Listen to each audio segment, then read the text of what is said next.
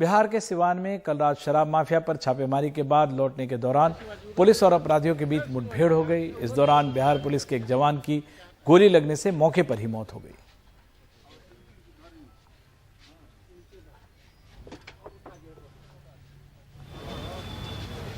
और पहले भी इस तरह की घटनाएं वहां होती रही हैं। बिहार में शराब बंदी है और वहां पे जो गैर कानूनी तरीके से शराब मुहैया हो जाती है, शराब लोकल शराब बिकती है। और इसी तहत बिहार में सिवान में कल रात शराब माफिया पर छापेमारी की गई, लेकिन लौटने के दौरान पुलिस और अपराधियों के बीच मुठभेड़ हुई, जिसमें जवान को गोली लगी और जवान की मौके पर ही मौत हो गई।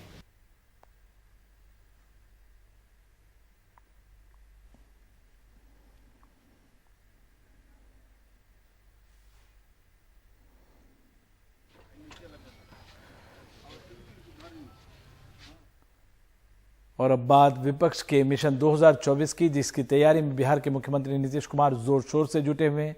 नीतीश मंगलवार को सीपीएम महासचिव सीताराम येचुरी और दिल्ली के मुख्यमंत्री अरविंद केजरीवाल से मिले। हालांकि नीतीश ने फिर कहा पीएम बनने की उनकी कोई महत्वाकांक्षा नहीं है।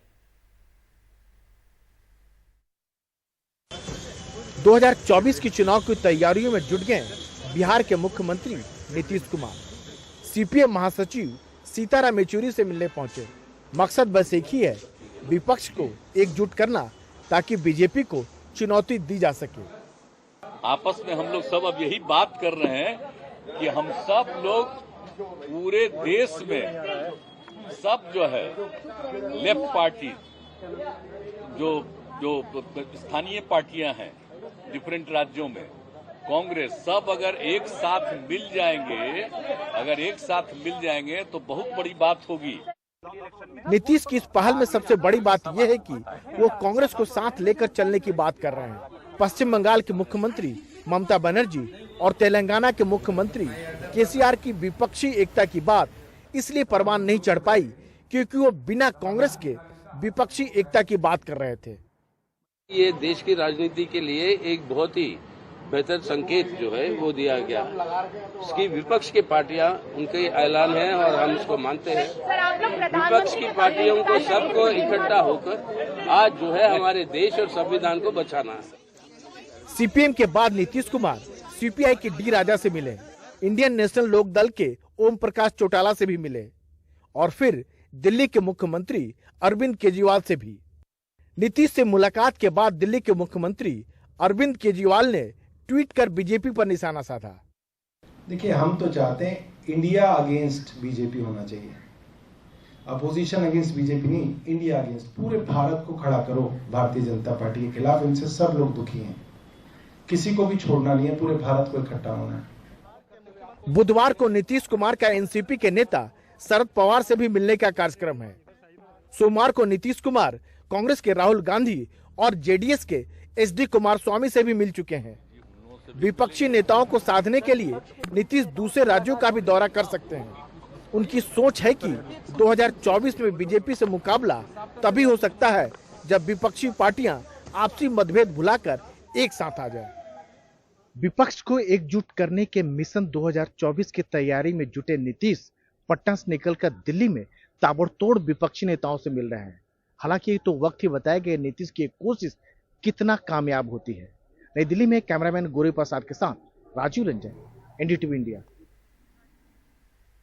और तेज रफ्तार से कार में सीट बेल्ट न लगाने की वजह से जाने माने उद्योगपति साइरस मिस्त्री की जान चली गई। ऐसे में अब केंद्र सरकार नियमों में सख्ती करने जा रही है। कार में बैठने वाले सभी लोगों के लिए अब सीट बेल्ट लगाना अनिवार्य होगा। ऐसा नहीं करने पर 1000 रुपए का जुर्माना देना होगा।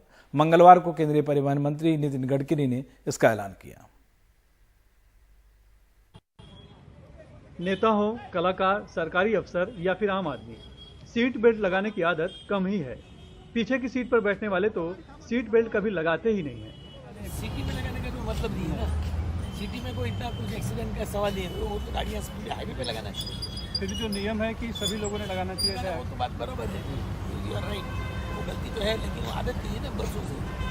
ये एक तरह से आंख खोलने वाली बात है। आगे से शायद लगाए 100%। हम लोग तो नक्की करते, बच्चे लोग को पहले ही चिल्लाते। हाईवे पे गए तो सीट बेल्ट पहले लगाओ। कोई भी रोड, खुला रोड होगा, एक्सप्रेस हाईवे, वहाँ लगाना। सिटी में नहीं। ऐसे मेरा मानना है। जितने लोग हैं सभी के लिए सीट बेल्ट कंपलसरी है, नहीं भरने तो जुर्माना भी है, लेकिन लोग पहनना ही नहीं चाहते। आज क्या कहेंगे इस बात को लेकर? नहीं पहनने को ना, सुरक्षा के लिए, अपनी सुरक्षा है। हाँ जी, अपने लिए अच्छा है। ये पता था आपको पीछे भी सीट बेल्ट लगाना कंपलसरी है? नहीं, ये नहीं पता, पुनः भी लगा लिया। नहीं लगा, इधर बेल्ट है लेकिन लगाने का सिस्टम नहीं है। वैसे जानकारी है कि सभी सीट पे जो बैठते हैं सभी को बेल्ट लगाना कंपलसरी, चाहे आगे बैठे या पीछे, जानकारी है आपको? हाँ जानकारी, आपको जानकारी है लेकिन लगाया नहीं, अरेंजमेंट नहीं है ना। अच्छा, है ही नहीं, आता ही नहीं, इसी गाड़ी में बैठ गए। आम हो या खास, लोगों की लापरवाही जानलेवा साबित हो रही है। जानकार बता रहे हैं कि टाटा ग्रुप के पूर्व चेयरमैन साइरस मिस्त्री ने भी अगर सीट बेल्ट लगाई होती तो शायद उनकी जान बच जाती थी, क्योंकि सीट बेल्ट और एयर बैग आपस में जुड़े हैं। सीट बेल्ट लगी हो तभी हादसे के दौरान एयर बैग खुलता है। उन्होंने सीट बेल्ट नहीं पहनी थी, यही फिलहाल मौत की वजह फिलहाल बताई जा रही है, क्योंकि जो झटका लगा है, जो चोट लगी है बहुत ज़्यादा लगी। अगर सीट बेल्ट पहनी होती तो वो पीछे के भी दोनों एयर बैग खुल गए होते तो दोनों को राहत मिली होती, और जैसे आगे के 2 लोग अस्पताल में हैं अभी जिनका इलाज चल रहा है, बच गए, वैसे वो भी बच सकते थे। मोटर व्हीकल कानून में आगे की सीट के साथ पीछे की सीट पर बैठे लोगों को भी सीट बेल्ट लगाना जरूरी है, लेकिन कोई भी इसका पालन नहीं करता। यहाँ तक कि पुलिस भी सिर्फ आगे बैठे यात्रियों से ही जुर्माना वसूलती है। लेकिन साइरस मिस्त्री के हादसे ने अब सबकी आंखें खोल दी हैं। भारत की प्रमुख कार निर्माता कंपनी के मालिक आनंद महिंद्रा ने भी ट्वीट कर अब से पिछली सीट पर बैठने के बाद भी सीट बेल्ट लगाने का प्रण लिया है।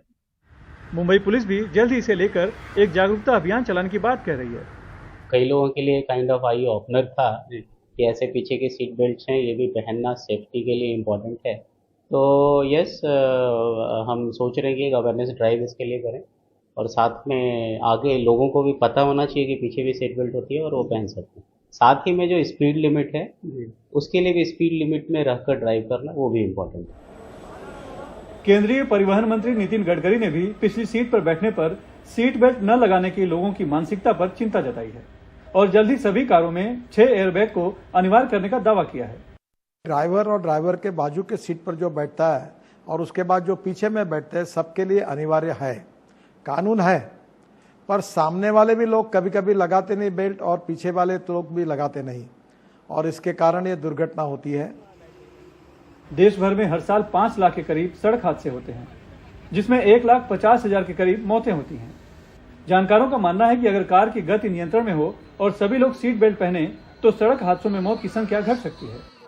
मुंबई से कैमरामैन प्रवीण रोहित धनेश के साथ सुनील सिंह, एनडीटीवी इंडिया के लिए। और ये खबर कर्नाटक से, जहां बारिश ने लोगों का हाल बेहाल कर रखा है। कर्नाटक सरकार की माने तो 42 सालों में इस साल 5 दिनों में ही रिकॉर्ड तोड़ बारिश हुई है। हालात इतने बिगड़ गए हैं कि आईटी सिटी में ट्रैक्टर्स का सहारा लेकर लोगों को यात्रा करनी पड़ रही है। अब सरकार कह रही है कि अतिक्रमण हटाने के अलावा दूसरा रास्ता नहीं है। अब युद्ध स्तर पर अतिक्रमण हटाने का काम चल रहा है। क्या इंसान, क्या जानवर, घरों में पानी घुसा तो सबों की जान पर आन पड़ी। बुजुर्गों के लिए ट्रैक्टरों पर कुर्सियां लगानी पड़ी। हर तरफ लाचारी पसरी थी। लाखों करोड़ों रुपए खर्च कर जो आशियाना लिया वो सर छुपाने के लायक नहीं रहा। यहाँ बुजुर्ग लोग हैं। फिलहाल एक महिला का हिप रिप्लेसमेंट हुआ है, वो दूसरी मंजिल पर रहती है। लिफ्ट काम नहीं कर रही, बिजली और पानी बंद कर दिया गया है। अंदर आकर आप खुद देख लीजिए। सरकार को अब दिख रहा है निचली जगहों पर मकान बनाने की इजाजत देने का नतीजा। HAL का ये इलाका जलमग्न है क्योंकि आसपास की बिल्डिंग झील के उन रास्तों पर बनी है जिनसे पानी झील तक पहुंचता है। एक तरफ झील के रास्तों पर अतिक्रमण, दूसरा बारिश का पानी निकालने वाले नालों पर भी अतिक्रमण। जाहिर है कि जल जमाव तो होगा ही। ये राज कालवे है, बारिश का पानी निकालने वाले नाले। सड़क के नजदीक 30 फुट के आसपास है, आगे सिकुड़कर 15 फुट के आसपास दिखते हैं। एक लिस्ट बनाई गई है 500 नालों की, जिसमें से हम 300 नालों के ऊपर से अतिक्रमण हटाने जा रहे हैं।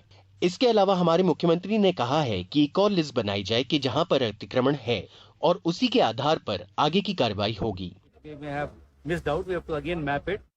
अब सरकार कह रही है राज्य में 144% से ज्यादा बारिश 10 दिनों के अंदर हुई। ये 42 सालों का रिकॉर्ड है। अब अतिक्रमण हटाए जाएंगे ताकि जल जमाव से छुटकारा मिले। Last 90 years, such rain has not come. All the tanks are full and they are overflowing. Some tanks are breached. पिछले 90 बरस में इतना पानी नहीं बरसा। सारी टंकियां भरी हुई हैं और बह रही हैं, कुछ तो टूट भी गई हैं और आज भी मूसलाधार बारिश हो रही है। दिखाया जा रहा है कि जैसे पूरे बेंगलुरु पर संकट है। दरअसल शहर के 2 जोन और खासकर महादेवपुरा जोन में ही परेशानी है, क्योंकि यहाँ एक छोटे से इलाके में 69 टंकियां हैं और सभी इमारतें एक मंजिला हैं और इसके अलावा कब्जा भी बहुत किया गया है। All are breached, all are overflowing. Second is all the establishments are in the lower things. Third is encroachments have been done. Karnataka में सरकारें आती जाती रही, लेकिन किसी ने भी इंफ्रास्ट्रक्चर को बेहतर करने की कोशिश नहीं की। नतीजा आपके सामने है। नियमों की खुलकर धज्जियां उड़ाई और अब जब हालात बेकाबू हो गए हैं तो कोशिश सिर्फ मामले की लीपापोती की चल रही है। बेंगलुरु से कैमरामैन अल्फोंस के साथ निहाल खिदवई, एनडीटीवी इंडिया।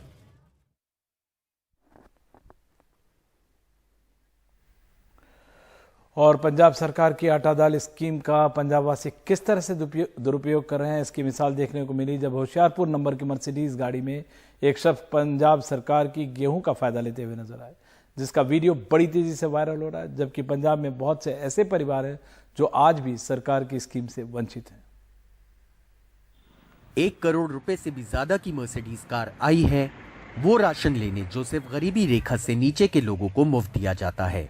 कतार में अपनी बारी का इंतजार कर रहे लोगों को भरोसा ही नहीं हुआ जब राशन की दुकान चलाने वाले ने कहा कि ये देखना उसका काम नहीं है कि जिन लोगों को रियायती राशन मिल रहा है वो सच्चे लाभार्थी हैं भी या नहीं। ਜਿਹੜੇ ਕਾਰਡ ਬਣਾਏ ਹੋਆ ਇਹ ਬਣਾਏ ਹੋਆ ਸਰਕਾਰ ਦੇ ਡਿਪਾਰਟਮੈਂਟ ਨੇ, ਠੀਕ ਹੈ ਜੀ। ਇਹਦੇ ਵਿੱਚ ਸਾਡਾ ਕੋਈ ਰੋਲ ਨਹੀਂ ਕਾਰਡ ਦੇ ਵਿੱਚ। ਉਹਨਾਂ ਦੇ ਕਾਰਡ ਕਿੱਦਾਂ ਬਣੇ ਕੀ ਬਣੇ ਇਹਦੇ ਬਾਰੇ ਮੈਨੂੰ ਜਾਣਕਾਰੀ ਨਹੀਂ ਆ। ਮੇਰੇ ਕੋਲ ਜ਼ਿਆਦਾਤਰ ਜਦੋਂ ਵੀ ਅਸੀਂ ਪਰਚੀਆਂ ਕੱਢਦੇ ਆ। वीडियो वायरल होने के बाद मर्सिडीज गाड़ी चलाने वाले ने कहा कि उस गाड़ी का मालिक कोई और है।